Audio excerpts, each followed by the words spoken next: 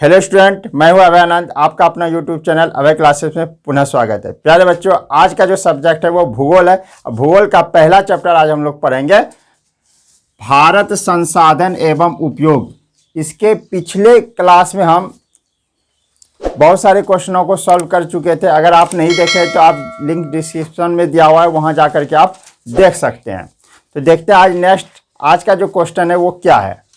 आज का जो क्वेश्चन है प्रश्न 16 नंबर क्वेश्चन है। इससे पहले 15 क्वेश्चन हम बता चुके हैं, वो आपको पार्ट 1 और पार्ट 2 में आपको सारा क्वेश्चन मिल जाएगा। लिंक आप डिस्क्रिप्शन में जा करके देख सकते हैं। तो देखिए 16 नंबर क्वेश्चन क्या है, पेट्रोलियम से किन किन वस्तुओं का निर्माण होता है। तो सबसे पहले यह समझना कि पेट्रोलियम होता क्या है। पेट्रोलियम क्या है कि जमीन के अंदर से जो कच्चा तेल निकाला जाता है उसी को हम लोग पेट्रोलियम कहते हैं। ठीक है, तो उस पेट्रोलियम को हम लोग शुद्ध करके बहुत सारे पदार्थ को बनाते हैं। जैसे आपका देखिए उत्तर में आपको लिखना है कि पेट्रोलियम से निम्न वस्तुओं का निर्माण होता है। जो कच्चा तेल होता है उसको फैक्ट्री में ले जा करके शुद्ध किया जाता है। शुद्ध करने के बाद उसमें बहुत सारा पदार्थ निकलता है। जैसे आपका पहला निकल जाएगा गैसोलीन निकलेगा। उसके बाद आपका निकल जाएगा, उसके बाद आपका हो जाएगा डीजल निकलेगा। उसके बाद आपको किरोसिन तेल, उसके बाद स्नेहक जिसको हम लोग कहते हैं ग्रीस। फिर आपका हो जाएगा 5 नंबर में पेट्रोल, जिसको हम लोग 2 व्हीलर यानी मोटरसाइकिल में यूज करते हैं। फिर उसके बाद हो जाएगा कृत्रिम रेशा। फिर 7 नंबर में हो जाएगा आपका कीटनाशी एवं अन्य दवाइयाँ। और 8 नंबर में आपका हो जाएगा साबुन। और 9 नंबर में हो जाएगा आपका प्लास्टिक, जो प्लास्टिक से जो सामान बनते हैं। तो ये सारे जो है ना पेट्रोलियम से ही वस्तु का निर्माण होता है। और पेट्रोलियम जो होता है वो कच्चा तेल होता है। और कच्चे तेल को क्या किया जाता है, फैक्ट्री में ले जा करके शुद्ध किया जाता है। और शुद्ध करने के बाद उसमें बहुत सारे पदार्थ निकलते हैं। जैसे आपका गैसोलीन, डीजल, किरोसिन तेल, स्नेहक जिसको हम लोग ग्रीस कहते हैं, पेट्रोल, कृत्रिम रेशा, कीटनाशी एवं अन्य दवाइयाँ, साबुन, प्लास्टिक आदि। देखिए नेक्स्ट जो आपका क्वेश्चन है, देखिए क्वेश्चन क्या है, 17 नंबर क्वेश्चन है, निम्नलिखित नदी घाटी परियोजनाएं किन किन राज्यों में अवस्थित है।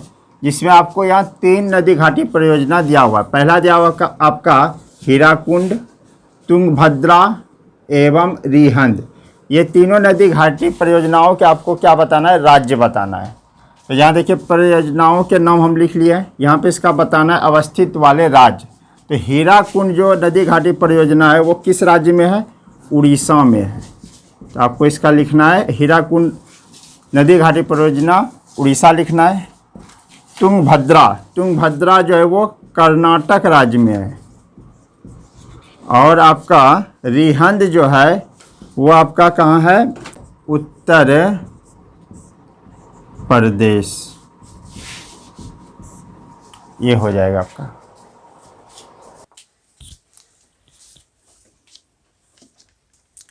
देखिए नेक्स्ट जो 18 नंबर क्वेश्चन है, क्वेश्चन क्या है, देखिए संसाधनों का संरक्षण क्यों आवश्यक है। तो सबसे पहले समझेंगे कि संसाधन होता क्या है। कि हमारे पृथ्वी पे प्रकृति के द्वारा बहुत सारे संसाधन प्राप्त हुए। जैसे आपका मिट्टी हो गया, पानी हो गया, पेड़ पौधे हो गया, ये सारे क्या है, संसाधन है। इसके बिना हम लोग जिंदा नहीं रह सकते हैं और इसका सुरक्षा करना हमारा ही कर्तव्य बनता है।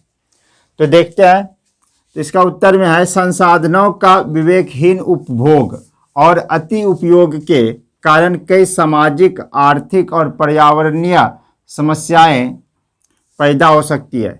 अगर जो भी संसाधन है उसको हम अधिक से अधिक उपयोग करेंगे तो हमारे सामाजिक, आर्थिक और पर्यावरण पे क्या होगा, समस्याएं उत्पन्न होगी। अब पृथ्वी पर कुछ संसाधन ऐसे हैं जिनकी मात्रा सीमित है। यदि वैसे संसाधनों का आवश्यकता से अधिक दोहन करेंगे तो वे बहुत जल्द समाप्त हो जाएंगे और समाप्त होने के बाद इनका पुनः निर्माण संभव नहीं है, अतः संसाधनों का संरक्षण आवश्यक है। कहने का मतलब कुछ संसाधन ऐसा है जिसका मात्रा सीमित है, जैसे आपका कोयला हो गया, पेट्रोलियम हो गया, खनिज हो गया, ये सारे मात्रा सीमित है। अगर इसका अधिक उपयोग करेंगे तो हमारी पृथ्वी पर बहुत जल्द समाप्त हो जाएंगे और मानव जीवन पर इसका बहुत बुरा प्रभाव पड़ेगा, इसलिए इनका संरक्षण करना बहुत ही आवश्यक है। नेक्स्ट जो आपका 19 नंबर प्रश्न है, बहुत ही इंपॉर्टेंट है एग्जाम के लिए।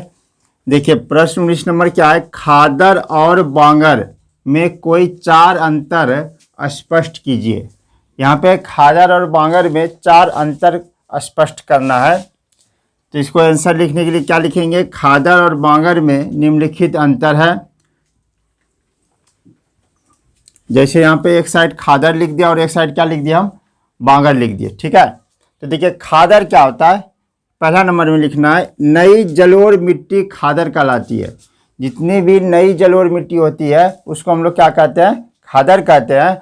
अब पुरानी जलोढ़ मिट्टी बांगर कहलाती है, मतलब पुरानी जो जलोढ़ मिट्टी होती है उसको हम लोग क्या कहते हैं, बांगर कहते हैं। नेक्स्ट 2 नंबर देखिए क्या है, इसमें मिट्टी के कण महीन होते हैं, मतलब मिट्टी जो होते हैं बिल्कुल महीन होते हैं, ठीक है। और इसमें बांगर में क्या हो जाएगा, इसमें मिट्टी के कण मोटे होते हैं।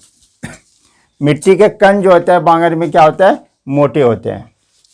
3 नंबर देखिए, यह नदी के समीपवर्ती क्षेत्रों में मिलता है, मतलब खादर जो होता है नदी के किनारे वाला जो जमीन होता है ना उसको हम लोग कहते हैं समीपवर्ती, यानी नदी के समीपवर्ती मतलब नदी के किनारे वाले क्षेत्रों में यह मिलता है, क्या, खादर, ठीक है। और बांगर क्या होता है कि यह नदी के दूरवर्ती क्षेत्रों में मिलती है, मतलब नदी से बहुत दूर दूर तक जो जमीन है उसको हम लोग क्या कहेंगे, बांगर कहेंगे, ठीक है। 4 नंबर देखिए क्या है, इस पर बाढ़ का पानी हर साल चढ़ता है।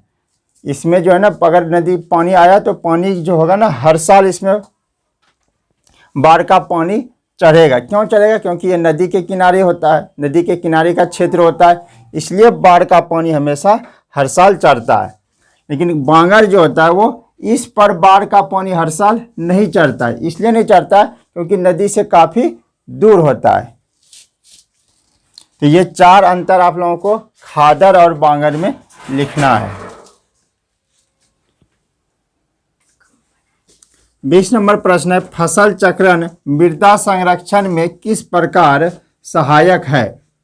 तो सबसे पहले समझना है कि फसल चक्रण होता क्या है, कि अगर किसी खेत में हम अलग अलग तरह का फसल लगाएंगे, इसी को हम लोग कहते हैं फसल चक्रण। और इससे क्या होता है, मृदा का मतलब होता है मिट्टी का क्या होता है, संरक्षण होता है, मतलब मिट्टी का पावर हमेशा बरकरार रहता है। तो देखिए इसका आंसर क्या होगा, फसल चक्रण द्वारा मृदा के पोषणीय स्तर को बरकरार रखा जा सकता है। गेहूं, कपास, मक्का, आलू आदि को लगातार उगाने से मृदा में ह्रास उत्पन्न होता है। अगर आप किसी खेत में गेहूं, कपास, मक्का या आलू हर बार लगाइएगा तो उससे क्या होगा कि मिट्टी का जो ना पावर कम हो जाएगा, इसी को हम लोग कहते हैं ह्रास, ठीक है। मिट्टी में ह्रास उत्पन्न होता है।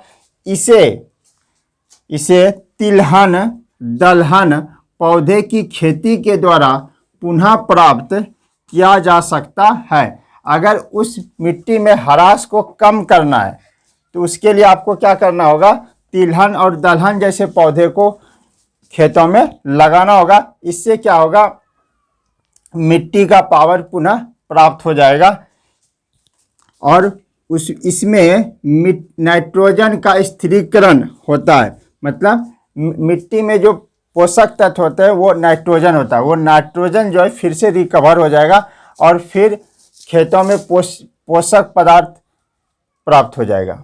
इस प्रकार से हम फसल चक्रण के द्वारा मिट्टी का हम संरक्षण कर सकते हैं।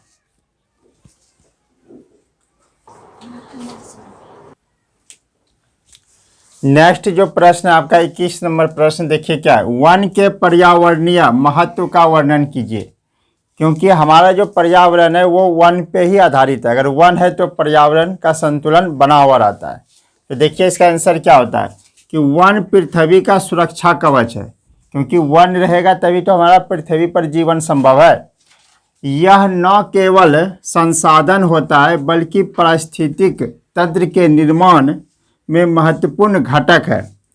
देखिए वन जो है हमारा एक प्रकार का संसाधन भी है, और वन जो है पारिस्थितिक तंत्र के निर्माण में क्या करता है, महत्वपूर्ण घटक का काम करता है। पारिस्थितिक तंत्र क्या हुआ कि वन एक ऐसा कारक है जिसके कारण से पृथ्वी पर मानव जीवन संभव है।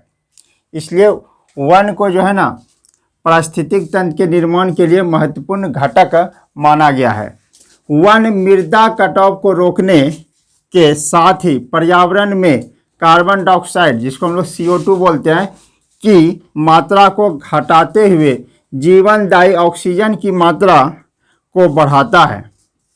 देखिए वन क्या करता है, मृदा मतलब मिट्टी के कटाव को भी रोकता है। जैसे कोई नदी है, बांध है, तो उसके किनारे किनारे में पेड़ लगाया जाता है। क्यों लगाया जाता है? ताकि मिट्टी के कटाव को रोका जा सके, यानी मृदा के कटाव को रोका जा सके।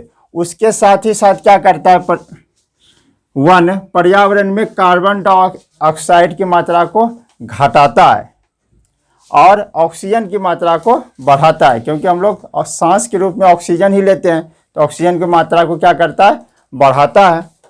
उसके साथ ही साथ क्या करता है, यह भूमिगत जल स्तर को बढ़ाने के साथ ही वर्षा की उपलब्धता भी वृद्धि करता है। देखिए भूमिगत जल स्तर मतलब हमारे पृथ्वी पर जो जल स्तर है उसकी मात्रा को भी क्या करता है, वो बढ़ाता है, और उसके साथ ही साथ क्या करता है, वर्षा भी उपलब्ध कराता है। तो आज जो है यहाँ पे भारत संसाधन एवं उपयोग, इस चैप्टर को यहीं पे हम समाप्त करेंगे। इसमें जितने भी प्रश्न आप लोगों को बताया गया है वो सारे प्रश्न आपके एग्ज़ाम के लिए बहुत ही इम्पोर्टेंट है। आप इसको अच्छे से तैयारी कीजिए, रिवाइज कीजिए और इसको कॉपी में नोट कर लीजिए।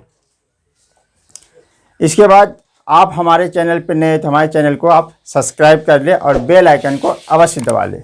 मिलते हैं फिर अगले क्लास में, तब तक के लिए जय हिंद।